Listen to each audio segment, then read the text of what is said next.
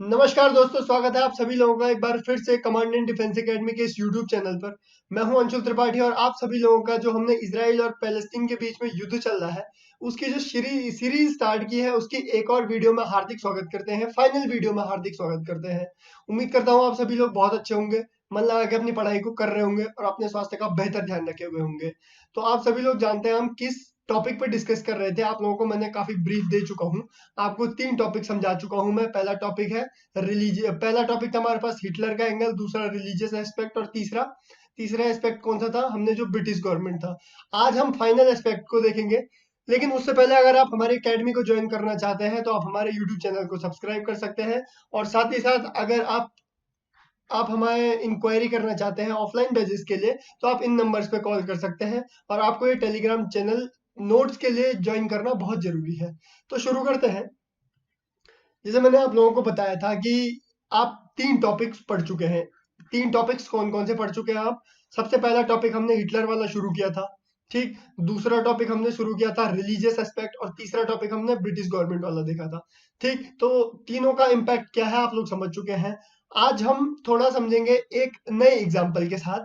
जो मैंने आप लोगों को वॉर सिनेरियो समझाया था कि वॉर सिनेरियो क्या क्या था, मैंने आप लोगों को बताया 1948 में वॉर हुई, ठीक। 1967 में 6 डे वॉर हुई है। 1972 में क्या हुआ था, देखिए 1972 में म्यूनिक ओलंपिक में जो नरसंहार हुआ था, 11 स्पोर्ट्स पर्सन और कोचेस प्लस इनको मिला के, क्या दोनों को मिला के, स्पोर्ट्स पर्सन प्लस कोचेस को मिला के टोटल नंबर 11 था। इनकी क्या की गई, हत्या की गई म्यूनिक ओलंपिक में, ठीक। तो इसकी वजह से क्या हुआ, 1972 में ये हुआ और 1973 में क्या हुई, फिर वॉर हुई, ठीक। अब मैंने आप लोगों को कल एक बात बताई थी कि 1976 में भी क्या हुई है, एक वॉर हुई है, ठीक। और ये वॉर एक बहुत इंपॉर्टेंट एग्जांपल है और एक बहुत इंपॉर्टेंट पोर्शन कवर करता है, एक बहुत इंपॉर्टेंट इंसिडेंट है जिसने बाद में क्या हुआ, जिसने बाद में इजराइल की क्या डेमोक्रेसी डेमोक्रेसी नहीं पॉलिटिक्स को क्या किया, कवर किया। समझ रहे हैं आप लोग? तो ये कहना चाह रहा हूं मैं कि जो 1976 में जो घटना हुई है, जो इंसिडेंट आज हम डिस्कस करने वाले हैं, उसके आधार पे भावी इजराइल का क्या हुआ, फ्यूचर डिसाइड हुआ, ठीक। पॉलिटिक्स डिसाइड हुई। अब कैसे हुई ये देखते हैं हम, ठीक है। पहले हम इंसिडेंट को क्लियर करेंगे कि हुआ क्या। पहले मैंने आप लोगों को बताया था कि म्यूनिक ओलंपिक में क्या हुआ, आप लोग समझ गए हैं, क्लियर, ठीक। तो इसके बाद 1972 में जब ये हुआ था, उसके बाद 1973 के युद्ध की क्या हुई, भूमिका बैकग्राउंड में था, ठीक है। अब सेम कुछ ऐसा हुआ होगा जिसकी वजह से 1976 में क्या हुआ, फिर युद्ध हुआ। अब देखिए, ये एक स्टोरी है, आप लोगों को स्टोरी की तरह समझना है, याद भी रह जाएगी एज अ स्टोरी। तो हुआ क्या, उस समय की इजराइल की जो कैपिटल थी वो थी तेल अवीव, ठीक है। अब 27 जून 1976 इस दिन क्या हुआ, एक फ्लाइट ने टेक ऑफ किया यहाँ से, तेल अवीव से, और इसको जाना था कहाँ, पेरिस जाना था, ठीक है।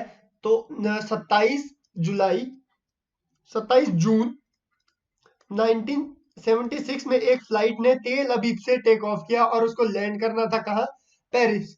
लेकिन क्या हुआ, इसको हाईजैक कर दिया गया, ठीक है।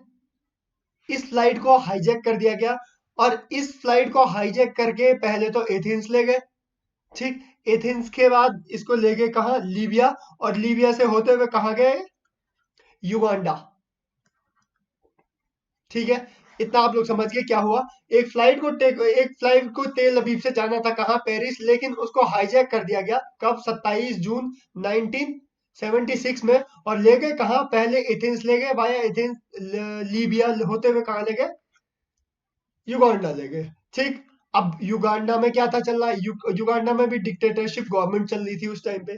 किसकी डिक्टेटरशिप गवर्नमेंट थी, वहां के डिक्टेटर का नाम था इरी अमीन, ठीक है। यहाँ पे जो युगांडा में डिक्टेटर थे उनका नाम था इरी अमीन। अब ये सपोर्टर किसके थे, अब बेसिकली ये जो ये जो फ्लाइट थी हाईजैक किसने की थी, ये जो अरब स्टेट थे, इनके कुछ पाले हुए क्या थे, टेररिस्ट थे। उन्होंने ये क्या किया, उन्होंने ये जो फ्लाइट थी उसको क्या कर दिया था, हाईजैक कर दिया था, ठीक। और जो आप लोग जानते हैं जो अफ्रीका है, अफ्रीका का नॉर्दर्न पार्ट क्या है, मैक्सिमम नॉर्दर्न पार्ट है, वो क्या है, वो इस्लामिक है, इस्लामिक सपोर्ट करते हैं, और जो नीचे का साउथ वाला पार्ट है वो क्या है, वो क्रिश्चियनिटी को क्या करते हैं, सपोर्ट करते हैं, वो क्रिश्चियन लोग हैं। ठीक है, तो आप लोग ये ध्यान रखेंगे कि यहाँ पे सरकार किसकी थी, इरी अमीन जी की, और ये सपोर्टर थे किसके, अरबिक स्टेट्स के। ठीक, अरब स्टेट के, जो उस समय का अरब स्टेट थे उनके सपोर्टर थे ये। ठीक है, अब हुआ क्या कि यहाँ तो ये लिया है, और इन्होंने मन बना दिया था, किसने, इरी अमीन जी ने मन बना लिया था कि ये जो हाईजैक किया है हम उसका सपोर्ट करेंगे। ठीक, उनको उस हाईजैक के अगेंस्ट एक्शन लेना चाहिए था, लेकिन उन्होंने ऐसा नहीं किया। उन्होंने क्या किया, उन्होंने डिक्लेयर कर दिया कि हम सपोर्ट किसको कर रहे हैं, अरब स्टेट को, और ये लोग जो हाईजैक करने वाले जो ये आतंकवादी थे उनको क्या किया, उन्होंने एक पनाह दे दी, कहा, एयरपोर्ट के पास। ठीक है, एयरपोर्ट के पास एक जगह, एक एक एक चैम्बर जैसा था, वहां उनको क्या कर दी, पनाह दे दी, वहां उन्होंने क्या, हॉस्टेज बना के रखा जो उस प्लेन में थे। अब देखिए, स्टोरी बड़ी इंटरेस्टिंग है ये। अब इन जो ये आतंकवादी थे, इन्होंने क्या कहा, इन्होंने गवर्नमेंट को कहा कि कुछ इनके पास आतंकवादी क्या थे, यहाँ बंद थे, क्योंकि आप लोग देख रहे हो युद्ध डे बाय डे कुछ सालों के अंतराल पे क्या यहाँ चल ही रहे थे।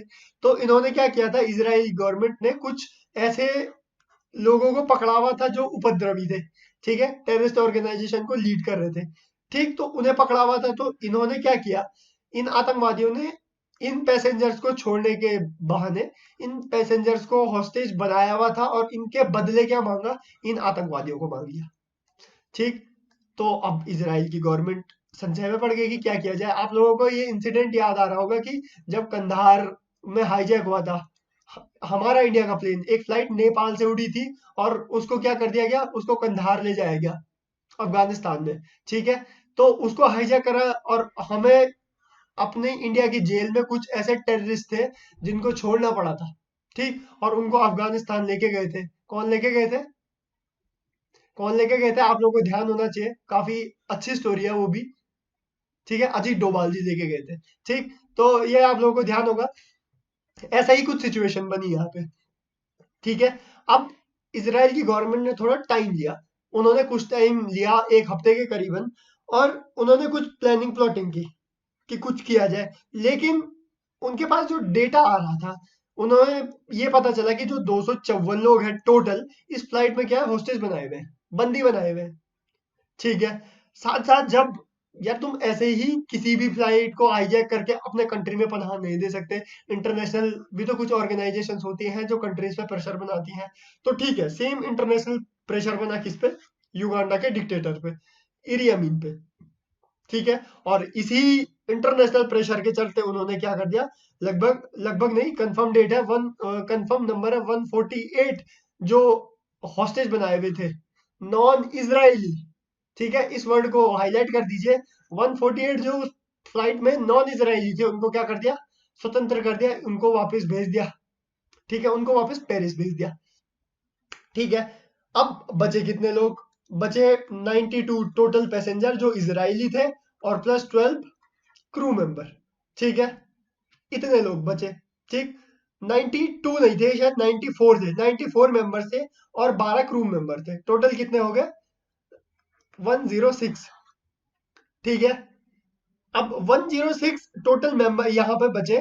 उनको मैंने आप लोगों को बताया कि एयरपोर्ट के पास एक चैम्बर जैसा था, एक एक एक स्पॉट था जहां पे इनको हॉस्टेज बनाया हुआ था। ठीक, इतनी बात आप समझ गए। लेकिन अब इसराइल को इन्होंने कहा कि आतंकवादी को छोड़ो भाई, कुछ आतंकवादियों को छोड़ो जिनको आप लोगों ने क्या किया है, बंदी बनाया हुआ है। इसराइल इतने इजीली इसको क्या नहीं करना चाह रहा था हैंडल। अब इसराइल की इंटेलिजेंस मैंने आप लोगों को पिछली 2 वीडियो में लगातार बताई है, नाम क्या है उसका, मोसाद। अब मोसाद ने क्या किया, मोसाद की इंटेलिजेंस बहुत ज्यादा अच्छे दर्जे पे मानी जाती है। तो इन्होंने आसपास के कंट्री से कुछ इंटेलिजेंस क्या की, एकत्रित की। इसमें स्पेसिफिक रोल था कीनिया का। ठीक है, अब बाद में एक स्टोरी कीनिया को लेके भी है, मैं यहीं पे कनेक्ट कर दूंगा बाद में क्या हुआ आखिर। तो इन्होंने यहाँ से क्या किया, इंटेलिजेंस प्राप्त की और पता लगाया कि कहाँ पे बंदी बनाया हुआ है इनको। ठीक, तो कुछ दिन बाद, लगभग 7 दिन बाद, 4 जुलाई को, 4 जुलाई को यहां से क्या हुआ, एक एक ऑपरेशन लॉन्च हुआ। ठीक, और उस ऑपरेशन का नाम क्या था, ऑपरेशन थंडरबोल्ट। ठीक है, ठीक, तो ये आप लोगों को ध्यान रखना है। अब ऑपरेशन थंडरबोल्ट में हुआ क्या, ये हम ध्यान रखेंगे। तो अभी देखिए, ये फोटो है, ये है डिक्टेटर जी का, जो उस समय युगांडा के डिक्टेटर थे, इरी अमीन जी का। अब ये दो जो इमेजेस हैं, ये बहुत ज्यादा इंपॉर्टेंट है। इनको तो आप सभी लोग जानते हैं क्योंकि ये न्यूज में बने हुए हैं। ये है बेंजामिन नेतन्याहू, अभी इसराइल को सर्व कर रहे हैं ये। तो ठीक है, अभी आप लोग इनको जानते हैं, लेकिन सबसे इंपॉर्टेंट रोल इस इमेज का है। अब इस इमेज को हम यहाँ पे कनेक्ट करेंगे, ये है कौन आखिर। ठीक, तो ऑपरेशन थंडरबोल्ट क्या क्या डिजाइन किया इन्होंने, क्या प्लान किया।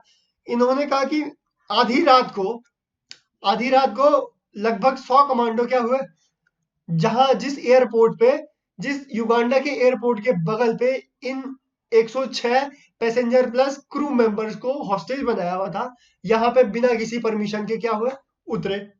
ठीक है, उतरे, वहां पे जो टेररिस्ट थे उनको उन्होंने क्या किया, मारा।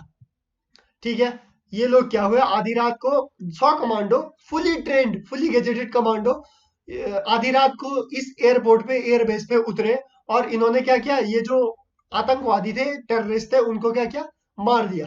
अब इनको मारने के बाद क्या हुआ, जैसे ही युगांडा की गवर्नमेंट को पता लगा कि यहाँ पे एक ऑपरेशन चलाया जा रहा है, बाहर से कुछ घुसपैठिया आए हैं, ये प्लेन से आए थे। ठीक, तो यहाँ से क्या हुआ, इनको काउंटर करने के लिए 11 प्लेन किसने भी भेजा, युगांडा ने भी भेजा।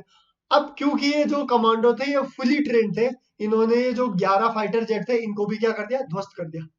ठीक, अब इनको भी ध्वस्त कर दिया, और टोटल 106 में से 102 लोगों को क्या, सेफली 102 लोगों को सेफली पहुंचाने में क्या हुए, सफल रहे। ठीक, इनमें से 3 लोगों की तो यहीं पे मौत हो गई थी, लेकिन एक इंसान क्या था, एक जो युवक था, उसकी तबीयत खराब थी, या फिर उसको चोट चोट भी लग गई थी, उसकी तबीयत खराब भी थी। तो इस वजह से क्या हुआ, इस वजह से उसको वहां हॉस्पिटल ले गया गया था, हॉस्पिटल ले जाया गया, लेकिन बाद में वहां के लोगों ने क्या कर दिया, उसको मार दिया।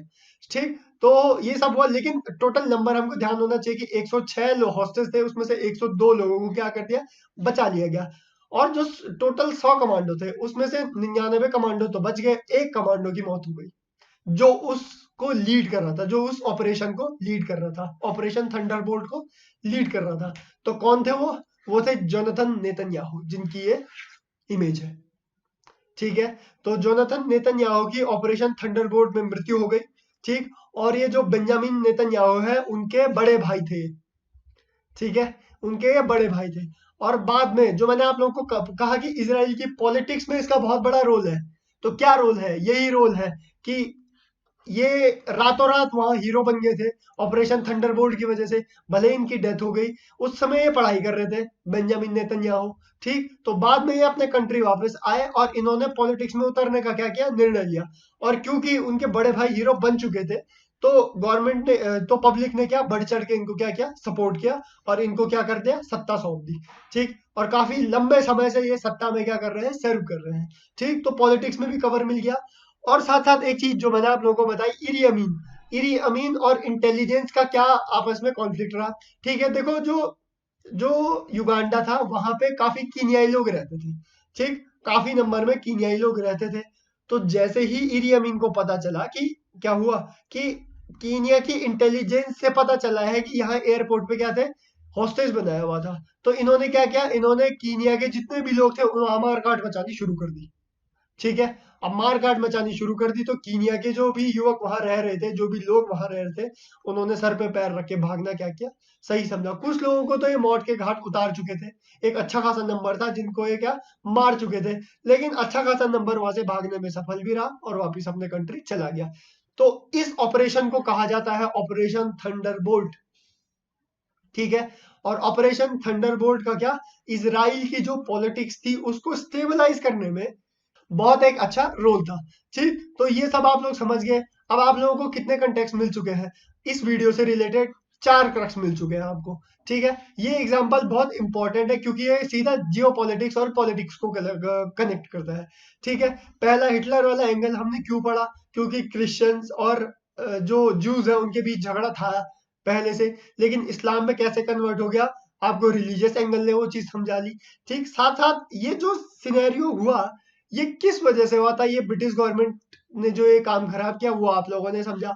और साथ साथ कुछ एग्जांपल देखे, जैसे म्यूनिक ओलंपिक के और ऑपरेशन क्या, थंडरबोल्ट के, जिसने क्या किया, जिसने फ्यूचर में क्या किया, इसकी ये जो इजराइल की पॉलिटिक्स है उसको क्या क्या सेट किया है। ठीक, तो बहुत सारे एस्पेक्ट हमने इस वीडियो से रिलेटेड देखा, और ये कुछ मिनिमम है, ये सारे नहीं है, ऐसे ही बहुत सारे एग्जांपल हैं जो क्या करते हैं, जो ये जो रिलेशन चल रहे हैं उनको जस्टिफाई करते हैं, उनको एक्सप्लेन करते हैं।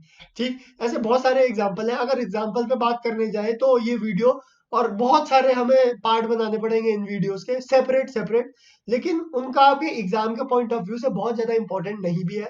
अगर आप इंटरेस्ट वाइज देखना चाहें तो इंपॉर्टेंस बन जाती है, अदरवाइज एग्जाम के पर्सपेक्टिव से जो इंपॉर्टेंट है। अब देखो नेतन्याहू जी का, जो ये जोनाथन नेतन्याहू है, उनका कनेक्शन डायरेक्ट पॉलिटिक्स से था, तो ये स्टोरी और ये जो हमारे पास इंसिडेंट है डायरेक्ट कनेक्ट हो जाता है आपके एग्जाम के पर्सपेक्टिव से। ठीक, कहीं से भी क्वेश्चन पूछ सकते हैं, रोल ऑफ इरी अमीन और कौन से कंट्री से इंटेलिजेंस लीक हुई, कीनिया से, उसका इंपॉर्टेंट रोल बन जाता है, उसकी आपने जियोग्राफिकल लोकेशन मैंने आप लोगों को मैप पे दिखा दी। तो इस तरीके से एग्जाम क्या करता है, क्वेश्चंस पकड़ता है, पिक करता है, जो करंट अफेयर चल रहा हो वहां से क्या करता है, एग्जाम एग्जाम क्वेश्चंस को क्या करता है, पिक करता है। तो आप लोगों को इस पर्सपेक्टिव से पढ़ना ज्यादा इंपॉर्टेंट है, ताकि आप लोगों के एग्जाम क्या हो सके, निकल सके, चाहे आप डिफेंस एस्पिरेंट्स हैं, चाहे आप एसएससी सीजीएल की तैयारी कर रहे हैं, चाहे आप यूपीएससी की तैयारी कर रहे हैं, आपका तरीका ये होना चाहिए ताकि आप लोग करंट अफेयर से रिलेटेड क्वेश्चंस को पिक कर सको। ठीक है, अब आगे चलते हैं हम। हमें पता है एक ऑर्गेनाइजेशन हमास काफी ज्यादा क्या है, न्यूज में बना हुआ है। क्यों बना हुआ है, आपको मैंने चर्चा की थी पहले। ये न्यूज में इसलिए बना हुआ है क्योंकि जो इसराइल की इंटेलिजेंस एजेंसी है, जो मैं बार बार नाम ले रहा हूँ, मोसाद, वो क्या है, बहुत one of the best intelligence agency है। ठीक, वहां से कोई चीज लीक हो पाना या फिर कोई ऐसी चीज जिसकी इंफॉर्मेशन मोसाद को ना मिले, ये नेक्स्ट टू इम्पॉसिबल है, क्योंकि बहुत स्टेबलाइज और बहुत सिक्योर इंटेलिजेंस एजेंसी है। अब क्या हुआ, एक टेररिस्ट ऑर्गेनाइजेशन ने रातों रात क्या कर दिया, अटैक कर दिया, किस पे, इसराइल पे। और जो इंटेलिजेंस एजेंसी है उन्होंने भी क्लियरली बोल दिया कि हमें कोई जानकारी नहीं थी इसकी। तो हमास चर्चा में आ गया कि मोसाद मोसाद को जिसने क्या कर दिया, चकमा दे दिया। वो ऑर्गेनाइजेशन कहाँ से सपोर्ट हो रहा होगा उसको, या फिर कितना सिक्योर ऑर्गेनाइजेशन होगा। लेकिन आप लोगों को बता दूं, ये हमास है, उसको मैक्सिमम गवर्नमेंट ने क्या किया है, मैक्सिमम कंट्रीज ने क्या किया है, एक टेररिस्ट ऑर्गेनाइजेशन क्या किया, डिक्लेयर किया हुआ है। चुनिंदा है जिन्होंने क्या इसको टेररिस्ट ऑर्गेनाइजेशन नहीं डिक्लेयर किया, उसके पीछे भी रीजन है। उसके पीछे रीजन ये है, वो बहुत बड़ी फंडिंग देते हैं इस ऑर्गेनाइजेशन को। ठीक है, तो आप लोगों को ये चीज समझनी है कि ये एंगल क्या है, ये फाइनल एंगल है इस टॉपिक का, तो आप लोगों के दिमाग में ये क्लियर होना बहुत इंपॉर्टेंट है।